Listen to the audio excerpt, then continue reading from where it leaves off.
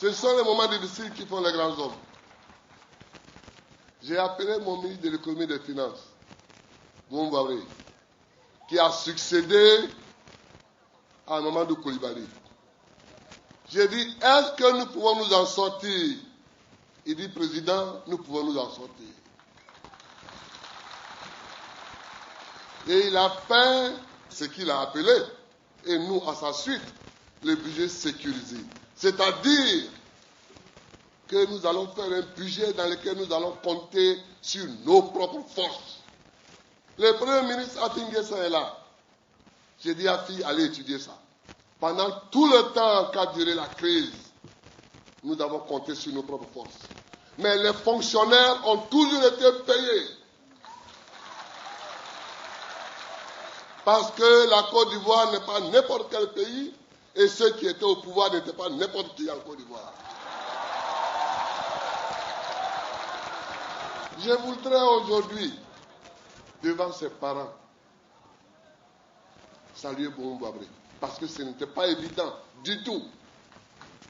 À l'approche de la fin de chaque mois,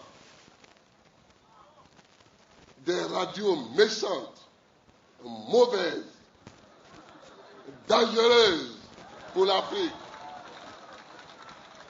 racontaient que nous n'allions pas pouvoir payer nos fonctionnaires. Eh bien, nous les payons.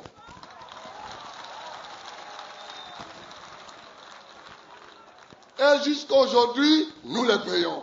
Je voudrais le dire avec fierté, parce que je suis fier du travail que nous avons accompli. Non seulement nous avons payé nos fonctionnaires, nous avons même prêté l'argent à d'autres pays.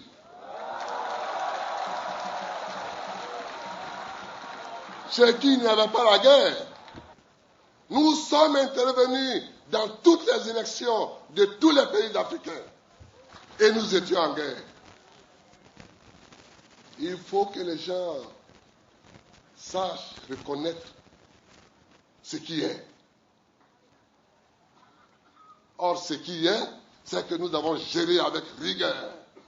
Dans le même temps, j'ai décidé, sans plus attendre, de construire le palais de la présidence à Yamoussoukro, le palais de l'Assemblée nationale à Yamoussoukro, l'hôtel des députés à Yamoussoukro. Dans le même temps, nous avons des ressources. Si cet argent est utilisé pour faire ce qu'on doit faire, il peut nous suffire. Et il nous suffit.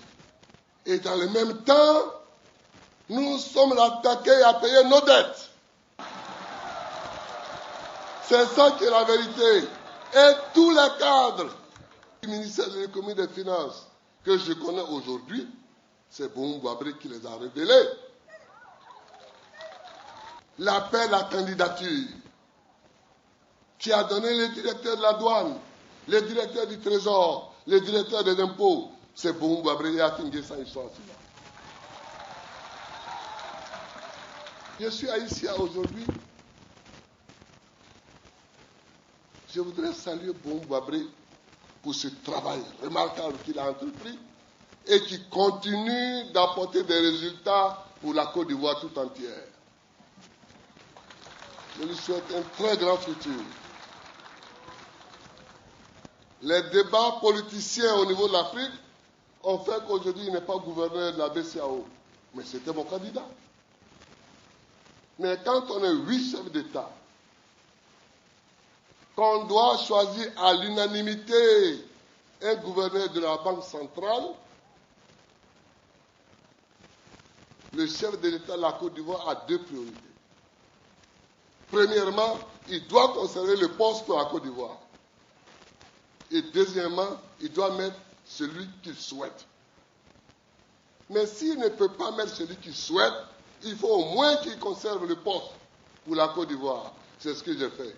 Boun Babré, je voulais te saluer devant tes parents et te féliciter et te dire merci.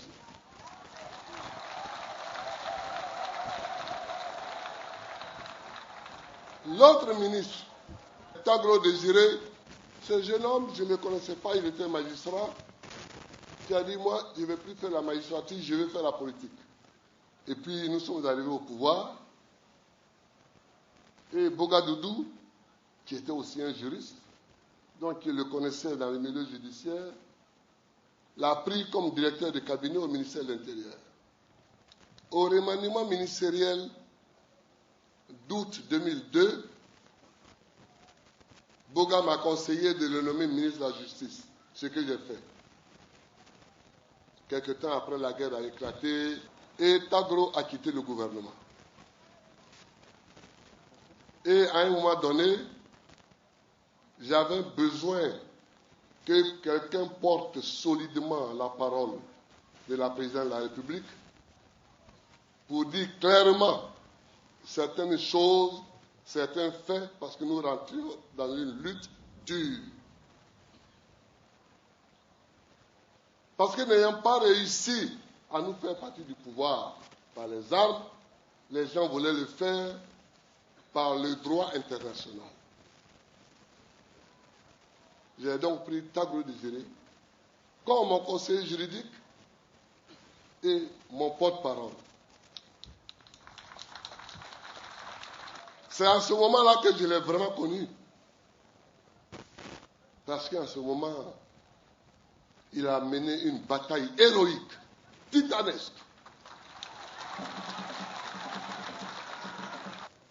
C'est lui qui a parlé aux représentants de toutes les institutions internationales pour leur dire que Gbagbo ne cédera jamais sur ce que vous êtes en train de faire. Je lui ai expliqué de leur dire que de toutes les façons, ce n'est pas la peine d'aller dans une voie où ils ne vont pas trouver devant eux de la faiblesse. Et que je ne serai pas faible du tout.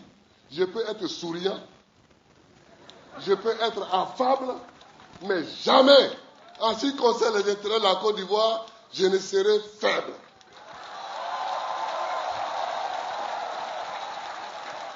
Et il leur a dit de façon claire et de façon nette, à tel point qu'en 2006, les dés se déplaçaient. Les choses changeaient un peu. Les gens se rendaient compte que des choses qu'ils avaient programmées pour 2 jours, 3 jours, ça faisait maintenant 4 ans. Et le monsieur était toujours debout. Qu'est-ce qu'il faut faire? J'ai demandé que certains représentants de l'ONU quittent la Côte d'Ivoire. Parce qu'ils ne cherchaient pas la paix, mais ils cherchaient à remplacer le président élu par les Ivoiriens par d'autres personnes qui n'étaient pas élues. Je ne pouvais pas l'accepter. C'est ainsi que j'ai obtenu le départ de Tebogéré d'abord, le départ de Pierre Chori et le départ de Sourman. Mais j'ai demandé à Désiré Tagro de veiller à ce que le pouvoir ne quitte jamais les mains de celui qui est élu pour aller dans les mains de celui qui n'est même pas conseiller municipal. Donc c'est ce combat que Tagro a mené. L'ayant mené, il a découvert des portes de discussion. C'est lui qui est venu me rapporter que des personnes sont prêtes à discuter, à négocier. Je lui ai dit, si ce que tu me dis est vrai, va et parle avec eux. C'est ainsi qu'il a parlé à Bouaké, qu'il a parlé à Ouagadougou, qu'il a parlé à Bobo Dioulasso, et qu'il est venu me voir pour dire, chef, oui, on peut parler. Va t'asseoir là-bas et s'il y a un accord à faire, fais-le, mais viens me voir. Il a parlé pendant 4 mois. Et le résultat de ce pourparlers, c'est ce qu'on appelle aujourd'hui les accords politiques de Ouagadougou.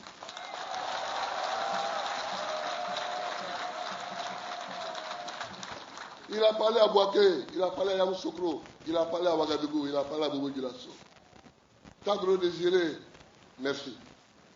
Merci pour ce travail. Je voudrais le dire aussi devant ses parents pour que ses parents le sachent. Parce qu'un chef, c'est un porte-parole. Mais il a en dessous de lui des gens qui travaillent. Et si ceux-là travaillent mal, sa parole ne vaut rien. Mais si ceux-là travaillent bien, sa parole porte. Bon, Guabré, ta gloire désirée.